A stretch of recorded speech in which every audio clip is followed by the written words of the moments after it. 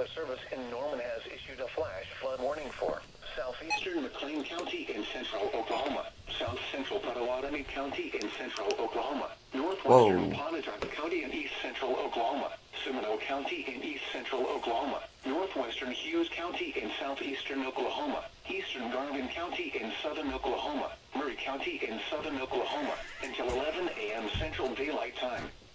At 6:33 a.m. Central Daylight Time, Doppler radar and automated rain gauges indicated thunderstorms producing heavy rain across the warned area. Between 2 and 4 inches of rain have fallen. Flash flooding is already occurring. Expected hazards include flash flooding caused by thunderstorms. Source: Doppler radar and automated gauges.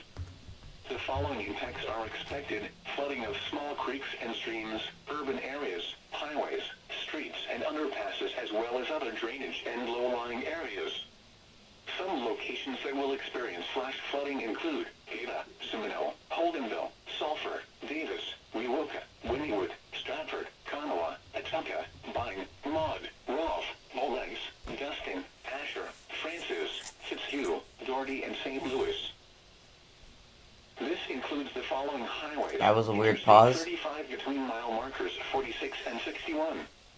Additional rainfall amounts of 1 to 2 inches are possible in the warned area. Turn around. Don't drown when encountering flooded roads. Most of flood deaths occur in vehicles. Excessive runoff from heavy rainfall will cause flooding of small creeks and streams, urban areas, highways, streets and underpasses, as well as other drainage areas and low-lying spots. Excessive runoff from heavy rainfall will cause flooding of small creeks and streams, country roads, farmland, and other low-lying spots.